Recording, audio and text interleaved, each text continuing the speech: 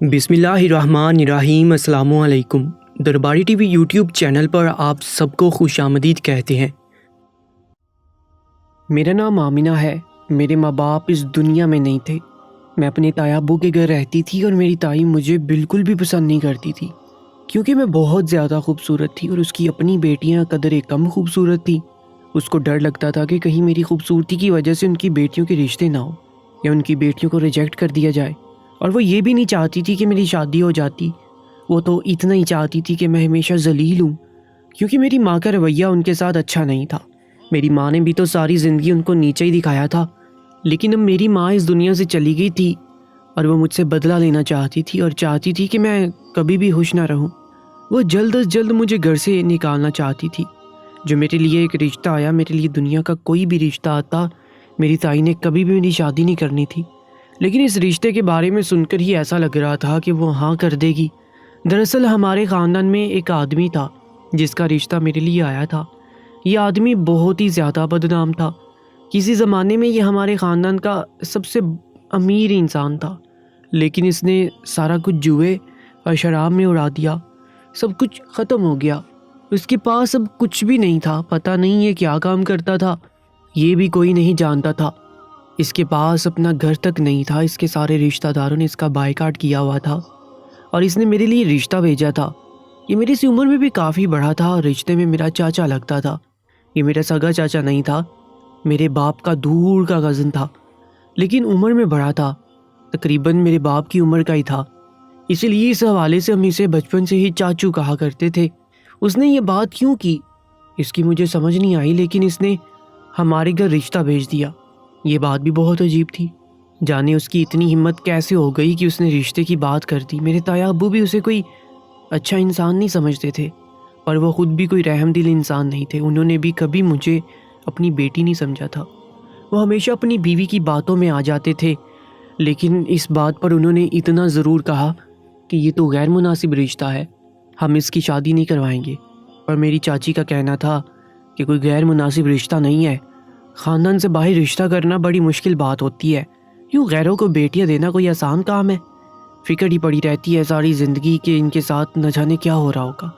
اور اس انسان کو تو ہم سب جانتے ہیں، یہ تو ہمارے خاندان کا ہے، میرا بھی دور کا کزن لگتا ہے اور آپ کا بھی۔ ہمارا اس کے ساتھ گہرا رشتہ ہے۔ اگر ہم آمنہ کی شادی اس سے کر دیتے ہیں تو وہ بھی ہمارے قریب رہے گی، اور ویسے بھی آپ خود سوچیں کہ ہمارے پاس آمنہ کو دینے کے لیے جہیز نہیں ہے۔ خاندان میں آمنہ کی عمر کا اور کوئی لڑکا بھی نہیں ہے۔ اگر اس کا رشتہ یہاں نہیں کیا تو کہیں اور کرنا پڑے گا، اور اب اس کی عمر شادی کی ہو گئی ہے۔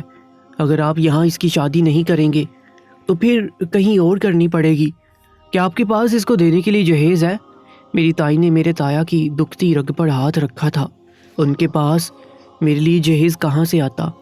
آج کل تو اپنی بیٹی کے لیے بھی جہیز بنانا مشکل تھا۔ انہوں نے کہا کہ دیکھ لو پھر تم جیسا تم کو مناسب لگتا ہے۔ ویسے عمر کا کافی فرق ہے۔ میری تائی کا کہنا تھا کہ اتنا بھی فرق نہیں ہے، 15 سے 17 سال کا کوئی فرق نہیں ہوتا۔ 10 سال کا تو میرا آپ کے ساتھ بھی فرق ہے، تو کیا میں آپ کا گھر بسا کر نہیں بیٹھی ہوں؟ تو میرے تایا ابو لاجواب ہو گئے۔ انہوں نے سارے معاملات میری تائی کے ہاتھ میں دے دی اور کہا کہ جو تمہیں بہتر لگتا ہے کر لو۔ تھوڑے بہت پیسے ہی میں دے سکتا ہوں وہ دے دوں گا، باقی اس کی ماں کی کچھ سونے کے زیورات پڑے ہیں وہ بھی اس کو دے دینا، کیونکہ اس کا حق ہے۔ میری تائی نے کہا کہ ٹھیک ہے ایسا ہی ہوگا۔ میرا رشتہ ہو گیا۔ میں کچھ بول ہی نہیں پائی کیونکہ مجھے کچھ بتایا نہیں گیا، بس کہہ دیا کہ تمہاری شادی کروا رہے ہیں، اور وہ بھی فراز کے ساتھ۔ میں نے کہا کہ میری شادی تو میری تائی نے کہا کہ تمہاری شادی ہو رہی ہے، تمہاری شادی کی عمر ہو گئی ہے تو اپنی تیاری کر لو، تھوڑے بہت پیسے میں تمہیں دے دوں گی، کوئی چیز چاہیے تو اس کے بارے میں بھی بتا دینا۔ نکاح کی چھوٹی سی رسم تھی، خاندان والوں میں سے کسی نے بھی مخالفت نہیں کی، کیونکہ میں ویسے ہی یتیم تھی۔ ایک میرے دور کے چاچو لگتے تھے جنہوں نے بات کی تو میری تائی نے ان کو کہہ دیا کہ پھر تم اپنے بیٹے سے اس کی شادی کروا دو، لیکن وہ بھی ایسا نہیں کر سکتے تھے کیونکہ ان کی بیوی کو بھی ایسی لڑکی چاہیے تھی جو ڈھیر سارا جہیز لے کر آئے، اور میرے آگے پیچھے کوئی نہیں تھا، اس لیے وہ بھی خاموش ہو گئے۔ نکاح کی رسم کا دن آ گیا۔ جب میں نے فراز کو دیکھا تو میں حیران رہ گئی۔ میں نے جب اسے پہلے دیکھا تو یہ قدرے بہتر حالت میں تھا، لیکن اب تو یہ بہت زیادہ بوڑھا لگ رہا تھا، شکل سے ہی بیمار لگ رہا تھا، اور اس کی شکل دیکھ کر ایسا لگتا تھا کہ جیسے یہ اپنی عمر سے بھی زیادہ بوڑھا ہو گیا ہے۔ اس کا اور میرا 15 سال کا عمر کا فرق تھا، لیکن مجھے ایسا لگتا تھا کہ شاید یہ اس سے بھی زیادہ برا ہے۔ اور اب شادی کا دن آ گیا تھا، بھلا میں کیا بول سکتی تھی۔ میرا اس کے ساتھ نکاح کروا دیا گیا اور وہ مجھے اپنے گھر لے گیا۔ جب میں اس کے گھر میں داخل ہوئی تو اس کا گھر بھی بہت گندا تھا، وہ اکیلا رہتا تھا۔ اس کا گھر کس نے صاف کرنا تھا، لیکن ضرورت سے زیادہ ہی گندا تھا، ہر طرف ایک عجیب سی بو پھیلی ہوئی تھی۔ اس نے کہا کہ ابھی گھر کے بارے میں نہیں سوچو، ابھی تو ایک دن کی دلہن ہو، بعد میں آرام سے ٹھیک کر لینا۔ ویسے بڑے افسوس کی بات ہے، تمہارے ناز نخرے اٹھانے کے لیے اس گھر میں کوئی بھی نہیں ہے۔ میں خاموش تھی، وہ میرے ساتھ اچھے طریقے سے پیش آنے کی کوشش کر رہا تھا، باتوں باتوں میں کہہ رہا تھا کہ سب کچھ ٹھیک ہو جائے گا، وہ مجھے بہت خوش رکھے گا، لیکن میرے دل میں ابھی یہی بات تھی کہ میری زندگی برباد ہو گئی ہے اور میری شادی اس مرد سے کروا دی گئی ہے جس کو میں پسند تک نہیں کرتی ہوں، نہ اس کے ساتھ میرا کوئی جوڑ ہے۔ سارا خاندان ہنس رہا تھا، کہہ رہا تھا کہ جس ماں کی بیٹی ہے اس کے ساتھ بہت اچھا ہوا ہے۔ میری ماں نے کبھی کسی کے ساتھ برا نہیں کیا تھا، میری ماں بھی میری طرح خوبصورت تھی، اور میری ماں کا خوبصورت اور پڑھا لکھا ہونا ہی ان کا گناہ تھا۔ سب لوگ ان کو ناپرست سمجھتے تھے۔ وہ تھوڑی غصے والی بھی تھی، لیکن اگر انہوں نے کسی قسم کا کچھ برا کیا بھی تھا تو اس میں میرا کیا قصور تھا؟ میں تو اس خاندان کا خون تھی، تو پھر سب کو میرے ساتھ اتنی نفرت کیوں تھی؟ فراز نے دیکھا کہ میں کہیں کھوئی ہوئی ہوں اور اس سے کوئی بات نہیں کر رہی، تو اس نے کہا کہ میرے پاس تم کو منہ دکھائی میں دینے کے لیے کوئی تحفہ بھی نہیں ہے، لیکن یہ سارا گھر تمہارا ہے، اس کی ایک ایک چیز تمہاری ہے۔ میں کوشش کروں گا کہ تمہیں خوش رکھوں، میری طبیعت بھی کچھ خراب ہے اور تم بھی تھکی ہوئی ہو، اس لیے تم آرام کرو۔ دوسرے کمرے میں جا کر سو گیا۔ مجھے اس سے یہ امید نہیں تھی، لیکن شاید اس کی اپنی طبیعت خراب تھی، اس لیے اس نے مجھے بھی معاف کر دیا تھا۔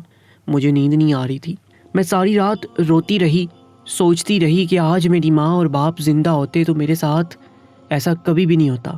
میرے بابا ہمیشہ کہتے تھے کہ میں اپنی شہزادی جیسی بیٹی کے لیے کسی شہزادے کا رشتہ لے کر آؤں گا، اور میرے ساتھ کیا ہو گیا تھا؟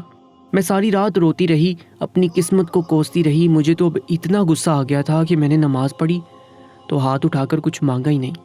میں نے دل میں سوچا کہ جب میری زندگی برباد ہو گئی ہے تو میں اپنے لیے کیا مانگوں؟ مجھے تو کچھ بھی ملنے والا نہیں ہے۔ ایک طرح سے کہنا تو نہیں چاہیے، پر میں خدا سے بھی ناراض ہو گئی تھی کہ انہوں نے میرے ساتھ اچھا نہیں کیا، مجھ سے میرے ماں باپ بھی چھین لیے۔ کسی نے کبھی میری عزت نہیں کی، میرا خیال نہیں رکھا۔ آخری امید تھی کہ شاید میری اگلی زندگی اچھی ہوگی، وہ امید بھی ختم ہو چکی تھی۔ صبح ہوئی تو فراز نے میرے لیے ناشتہ باہر سے منگوایا تھا۔ وہ میرا بہت خیال رکھنے کی کوشش کر رہا تھا، لیکن اس کی طبیعت خراب تھی۔ ہم کھانا کھانے بیٹھ کے تو وہ عجیب طرح سے کھانسنے لگا اور اس کی حالت غیر ہونے لگی۔ پہلے تو میں نے سوچا کہ میں بیٹھی رہتی ہوں، میں کیوں اٹھوں؟ یہ کوئی فلم تو نہیں چل رہی کہ ہیرو کی طبیعت خراب ہے تو ہیروئن بیچاری بے چین ہو جائے کہ نہ جانے کیا ہو گیا ہے۔ لیکن اب اس کی حالت زیادہ خراب ہونے لگی تو میں اٹھ گئی اور میں نے اسے کہا کہ وہ بیٹھ جائے۔ میں نے پانی دیا جو اس نے پی لیا۔ اس نے کہا کہ معاف کرنا، میری طبیعت خراب ہے۔ میں نے کہا کہ علاج کیوں نہیں کرواتے؟ اس نے کہا کہ آج ہی ڈاکٹر کے پاس جا رہا ہوں، بہت ہی اچھا ڈاکٹر ہے، اس نے کہا ہے کہ سب کچھ ٹھیک ہو جائے گا، میں ٹھیک رہوں گا تو سب ٹھیک رہے گا۔ آخر مجھے تمہارا خیال بھی رکھنا ہے، میں ٹھیک ہو جاؤں گا۔ مجھے اس کی ان باتوں سے کوئی فرق نہیں پڑ رہا تھا، پتہ نہیں وہ اس طرح کی باتیں کیوں کر رہا تھا۔ خیر میں نے اسے اتنا ہی کہا کہ ڈاکٹر کے پاس جائیں۔ جب وہ گھر سے چلا گیا تو میں نے گھر کو صاف کرنے کے بارے میں سوچا۔ نہ صرف یہ گھر بہت گندا تھا بلکہ اس گھر میں تو راشن بھی نہیں تھا۔ مجھے بہت غصہ آ رہا تھا کہ اس گھر میں تو بنیادی ضرورت کی چیزیں بھی نہیں تھیں۔ میں کہاں آگئی تھی؟ میں نے لسٹ بنا دی کہ فراز کو دوں گی۔ جب ڈاکٹر کے پاس سے واپس آیا تو میں نے اسے کہا کہ اس گھر میں تو کچھ بھی نہیں ہے، یہ ضرورت کی چیزیں ہیں، میں نے ساری چیزیں اس میں لکھ دی ہیں، آپ لے آئیں ورنہ اس گھر میں کھانا نہیں پکے گا۔ آج کا کھانا تو میں ساتھ لے آیا ہوں، اس نے کہا اور لسٹ کی طرف دیکھا اور کہا کہ ویسے میرے پاس اتنے پیسے نہیں ہیں۔ مجھے غصہ آ رہا تھا اور میں کہنے لگی کہ اگر پیسے نہیں تو شادی کیوں کی تھی؟ اس نے کہا کہ ٹھیک ہے میں کچھ کرتا ہوں، تم یہ کھانا لگا دو، اور گھر کا تو تم نے بالکل صاف کر دیا ہے۔ عجیب بات ہے، اس انسان کے بارے میں ساری زندگی یہی سنا تھا کہ یہ ایک لڑکی باز ہے اور بد کردار انسان ہے۔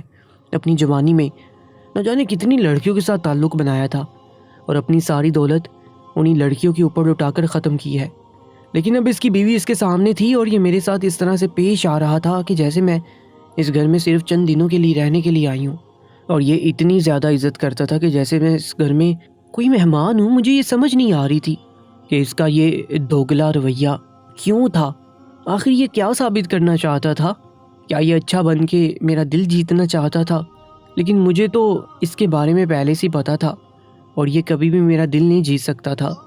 رات ہوئی تو اس نے کہا کہ میں ڈاکٹر کے پاس چلا گیا تھا، اس نے مجھے دوائی دی اور اس نے کہا کہ یہ دوائی مجھے صرف تم ہی دو، یعنی تم نے ہی یہ دوائی مجھے اپنے ہاتھوں سے دینی ہے، اس لیے تم مجھے یہ دوائی 3 ٹائم دے دیا کرنا۔ میں نے اس کے ہاتھ سے دوائی کا شاپر پکڑ لیا اور کہا کہ ٹھیک ہے، دے دیا کروں گی، دوائی دینے میں کیا بڑی بات تھی۔ پر مجھے یہ بات سمجھ نہیں آئی کہ وہ دوسرے کمرے میں سویا کرتا تھا، اپنے کمرے میں جا کر سکون سے سو جاتی تھی، اس گھر میں آنا جانا بھی نہیں تھا، لیکن خاندان میں جلدی شادی ہونے والی تھی۔ اس نے کہا کہ تمہیں جانا چاہیے، اگر تم جانا چاہتی ہو تو مجھے کوئی مسئلہ نہیں۔ میں نے کہا کہ میں نے نہیں جانا، میری زندگی کا کوئی مقصد نہیں تھا۔ دن اسی طرح گزر رہے تھے۔ ایک دن رات کو مجھے کسی حرکت کی آواز آئی، میں نے کہا کہ پتہ نہیں کون ہے، اس کے کمرے میں گئی، دروازے پر دستک دینی چاہی کہ وہ جا کے پتہ کرے کہ باہر کہیں کوئی چور تو نہیں آ گیا، لیکن وہ گھر پر ہی نہیں تھا۔ میں سوچنے لگی کہ آخر یہ اس ٹائم کہاں گیا ہے، اس کو تو اس گھر پر ہونا چاہیے تھا۔ وہ کسی سے فون پر بات بھی کیا کرتا تھا اور میرے اندر بھی اس کو کوئی دلچسپی نہیں تھی۔ اس خاندان میں میری ایک کزن تھی جس کے ساتھ تھوڑی بہت دوستی تھی، کیونکہ اس کی اور میری کہانی بالکل ایک جیسی تھی۔ اس کی شادی بڑی عمر کے آدمی کے ساتھ ہوئی تھی، وہ بھی شادی سے خوش نہیں تھی۔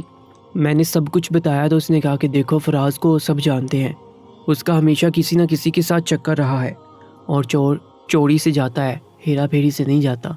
ہو سکتا ہے اس نے بھی کسی کے ساتھ چکر چلایا ہوا ہو، وہ اسی کے ساتھ فون پر بات کرتا ہو اور راتوں میں بھی اس کے گھر جا کے رہتا ہوگا۔ میں نے کہا کہ اگر ایسی بات ہے تو پھر اس نے مجھ سے شادی کی ہے۔ میری کزن نے کہا کہ شاید تم سے اس لیے شادی کی ہے تاکہ تم گھر کو سنبھال سکو، کیا وہ تم سے گھر کے کام نہیں کرواتا؟ میں نے کہا کہ ہاں، میں تو سارا دن گھر کے کام کرتی ہوں، اس کا کام بھی کرتی ہوں، اس کو دوائی دیتی ہوں، اس کے کپڑے دھوتی ہوں۔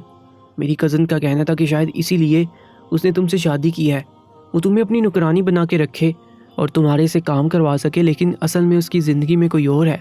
میں نے کہا میرے ساتھ اتنا بڑا دھوکہ ہونا تھا، اتنا ظلم ہونا تھا۔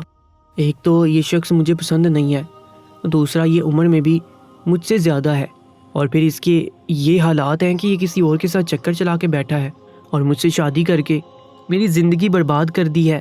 میں نے کہا مجھے بہت زیادہ افسوس بھی ہو رہا تھا اور غصہ بھی آ رہا تھا۔ میں فراز سے بہت زیادہ غصہ رہنے لگی تھی اور سارے خاندان میں میرا مذاق الگ بنتا تھا۔ لوگ کہتے تھے کہ اس کے ساتھ یہی ہونا چاہیے تھا۔ میرے اندر بہت غصہ بڑھ گیا تھا اور مجھے کچھ بھی اچھا نہیں لگتا تھا۔ وہ اکثر رات کو گھر پہ نہیں ہوتا تھا اور میرے ساتھ تو اس طرح سے پیش آ رہا تھا کہ جیسے میرے ساتھ اس کا کوئی تعلق نہیں ہے۔ مجھے شادی شدہ زندگی کا بھی کوئی سکھ نہیں مل رہا تھا۔ ایسا لگتا تھا کہ بس ایک کمرے میں ساری زندگی گزر جائے گی، دن بھر گھر کے کام کرتی رہتی تھی اور رات کو کمرے میں سکون سے سو جاتی تھی۔ اس کے علاوہ اس نے مجھے اس گھر میں کوئی سہولت بھی نہیں دی تھی، تھوڑی بہت چیزوں سے گزارا کرنا پڑتا تھا۔ ایک دن ہم کھانا کھانے بیٹھے تو سالن بھی کم تھا اور روٹی بھی ایک ہی تھی۔ اس نے مجھے کہا کہ بہت بھوک لگی ہے، کھانا لگا دو، پر اب اچانک سے کہنے لگا کہ مجھے بھوک نہیں ہے، تم کھا لو۔ اس نے کہا اور وہاں سے جانے لگا۔ جو میں نے کہا کہ اس سب کی ضرورت نہیں ہے، اس نے کہا کہ کیا مطلب ہے؟ وہ واپس بیٹھ گیا۔ میں نے کہا کہ ابھی تو کہہ رہے تھے کہ مجھے بہت بھوک لگی ہے، اب یہ دیکھ کر کہ کھانا کم ہے، خود کھانا کیوں چھوڑ دیا ہے؟ آپ کی طبیعت خراب ہے نا، آپ ہی کھانا کھا لیں۔ میری زندگی میں ویسے بھی کچھ اچھا نہیں ہے، کچھ کھانے کو دل نہیں کرتا، پتہ نہیں زندگی کیسے گزرے گی، میں حیران ہوں۔ اس نے کہا کہ دیکھو تم فکر نہیں کرو، سب کچھ ٹھیک ہو جائے گا۔ کیسے ٹھیک ہوگا جب ایک ایسے مرد سے شادی ہوئی ہے جس کے پاس 2 وقت کی روٹی بھی نہیں ہے، تو کیسے ٹھیک ہوگا سب؟ آپ کو پتہ ہے اس پورے خاندان میں سب سے زیادہ بری قسمت صرف میری ہے، باقی لوگ جیسے بھی ہیں کم سے کم اپنی گھر میں خوش ہیں۔ اس نے کہا میں جانتا ہوں تمہارے ساتھ اس پورے خاندان میں بہت برا ہوا ہے اور آپ نے مزید برا کرنے کے لیے میرے لیے رشتہ بھیجا تھا، جو پہلے سے پتا تھا کہ میری زندگی میں کچھ اچھا نہیں ہے، تو بھئی یہ سب کرنے کی کیا ضرورت تھی؟ میں نے آپ کا کیا بگاڑا تھا؟ آج میرے اندر کا طوفان باہر آ گیا۔ وہ چپ چاپ میری ساری باتیں سنتا رہا۔ میں نے کہا کہ میں تمہارے ساتھ شادی کرنے کے قابل نہیں تھی، مجھے تم سے بہت اچھا مل سکتا تھا، لیکن میرے ساتھ یہ سب کیوں ہوا؟ میں نے رونا بھی شروع کر دیا۔ میں نے کہا کہ اپنے ماں باپ کے پاس جاؤں گی تو تم اور تمہارے سارے خاندان کی شکایت لگاؤں گی کہ تم لوگوں نے میرے ساتھ کیا کچھ کیا ہے۔ میں کمرے میں چلی گئی، میں نے رونا شروع کر دیا۔ رات کو یہ گھر پہ نہیں ہوتا تھا اور ہمیشہ کھویا رہتا تھا۔ ایک دن کچھ بہت ہی عجیب ہوا۔ صبح اس کے کمرے کے دروازے پر دستک دینے گئی، اس سے کہنے لگی کہ وہ ناشتہ کر لے تاکہ میں بعد میں اس کو دوائی دے سکوں، لیکن وہ دروازہ ہی نہیں کھول رہا تھا، یہاں تک کہ میں نے پریشان ہو کر رونا شروع کر دیا दोपहر हो गई, अब भी दरवाज़ा नहीं खुल रहा था। फिर मैं मोहल्ले में से एक बच्चे को बुला कर लाई और मैंने उसे कहा कि मेरी मदद करे। वो अपने अब्बू को बुला लाया जो हमारे हमसाए थे। उन्होंने दरवाज़ा तोड़ दिया तो सामने का मंजर देखकर हैरान रह गई। फराज इस दुनिया में नहीं था और उसके पास एक ख़त पड़ा हुआ था जो मेरे नाम था। मैंने वो उठाया और जब उसको पढ़ा तो मेरे कदमों तले से ज़मीन निकल गई। उसने कहा कि मैं कभी इस खानदान का सबसे अमीर आदमी था, लेकिन मेरे सारे पैसे कारोबार में डूब गए। इन पैसों को वापस निकालने के लिए दर बदर फिर रहा था। फिर मुझे पता चला कि मुझे जानलेवा बीमारी है और मुझे वो पैसे तो मिलने वाले थे, लेकिन मैं खुद इस दुनिया से जाने वाला था। फिर मैंने तुम्हारे बारे में सोचा। तुम इस पूरे खानदान की सबसे ज़्यादा पिसी हुई लड़की थी जिसके साथ कभी भी अच्छा नहीं हुआ था। इसलिए मैंने सोचा कि मैं तुम्हारे साथ शादी करूँगा ताकि मेरे मरने के बाद मेरी सारी जायदाद तुम्हें मिल जाए। जब मैंने तुम्हें कहा कि तुम मुझे अपने हाथ से दवाई दिया करो तो उसका और कोई भी मकसद नहीं था। बस मैं ये देखना चाहता था कि तुम इस जिम्मेदारी को लेती हो या नहीं। और तुमने साबित कर दिया कि तुम वाकई सबके काबिल हो। मैंने अपना सब कुछ तुम्हारे नाम कर दिया है। जल्दी वकील साहब तुमसे मिलने आएंगे। घर है, जायदाद है, गाड़ी है। वकील साहब का बेटा तुमसे शादी करना चाहता है, जिसे मैंने पहले ही तुम्हारे बारे में बताया हुआ है। उसी ने सब कुछ करवाने में मदद की है। वो तुमसे शादी नहीं करता तो ये सब कुछ नहीं होता। और इसीलिए मैंने तुमको हाथ तक नहीं लगाया था, क्योंकि मैं तुम्हें दागदार नहीं करना चाहता था। उनके बेटे का नाम सलीम है। वो बहुत अच्छा इंसान है। वो तुमसे शादी करेगा, तुम भी हाँ कर देना। तुम्हारी ज़िंदगी बन जाएगी। एक ही झटके में सब कुछ मिल जाएगा। तुम्हारे सारे शिकवे दूर हो जाएंगे। मुझे माफ़ कर देना। अगर तुम मुझे माफ़ करते हो तो मेरे लिए मगफिरत की दुआ ज़रूर करना। मुझे उम्मीद है कि तुम दुआ करोगी तो मेरी अगली ज़िंदगी आसान हो जाएगी। मिस खानन का सबसे बुरा इंसान था, लेकिन इस बीमारी ने मेरी आंखें खोल दी। लेकिन जब मुझे हिदायत मिली तो मेरे पास ज़िंदगी नहीं थी। मेरी आंखों में आंसू आ गए। मैंने इसे इतना गलत समझा था। कुछ देर के बाद जब मेरी इद्दत पूरी हुई तो वाकई सलीम का रिश्ता ले आया। मैंने उसके साथ निकाह कर लिया और हम लोग इसी घर में चले गए। घर भी बहुत बड़ा था जो मेरे नाम था। यहाँ कार भी थी, दौलत थी, कारोबार था। सलीम खुद भी बहुत अमीर इंसान था। आज मेरे पास इस दुनिया की हर चीज़ है। सारा ख़ानदान मुझ पर रश्क करता है। मेरे सारे शिकवे दूर हो गए हैं। अल्लाह के हुजूर सजदा करती हूँ तो शुक्र करते करते 1 घंटा गुजर जाता है, लेकिन शुक्र अदा नहीं कर पाती, क्योंकि मेरे पास सब कुछ है जो शायद और किसी के पास भी नहीं है। यकीन नहीं आता कि मेरी किस्मत कैसे पलट गई, लेकिन अल्लाह का करम है। वो चाहे तो क्या नहीं हो सकता, वो चाहे तो कुछ भी हो सकता है। फराज को सारा ख़ानदान गलत समझता था। मैं भी उसे बुरा समझती रही थी। मैंने उसे बहुत सारी बातें सुनाई। मुझे इस बात का बहुत अफसोस होता है, लेकिन उसके लिए हमेशा मग़फ़िरत की दुआ करती हूँ और हमेशा करती रहूँगी। मुझे यकीन है कि अल्लाह उसके साथ बेहतरी का मामला करेगा, क्योंकि वो बुरा इंसान नहीं था। शायद थोड़ा सा बह गया था, लेकिन उसके साथ बेहतरी होगी। मुझे उम्मीद है और मेरी ज़िंदगी में सब कुछ ठीक है। अब सारा ख़ानदान मुझसे बहुत प्यार जताने की कोशिश करता है, लेकिन मैं उनकी असलियत अच्छी तरह जानती हूँ, इसीलिए उनकी बातों में नहीं आती। अपने शौहर के साथ बहुत ज़्यादा खुश हूँ और अपनी ज़िंदगी गुजार रही हूँ। आज की इस सच्ची कहानी के बारे में अपनी कीमती राय से हमें ज़रूर आगाह कीजिएगा और ऐसे ही सबक आमूज़ और सच्चे वाक़यात के लिए हमारे YouTube चैनल को भी सब्सक्राइब कर लीजिएगा। इंशाअल्लाह मुलाकात होगी एक नई वीडियो में। तब तक के लिए अल्लाह निगहबान।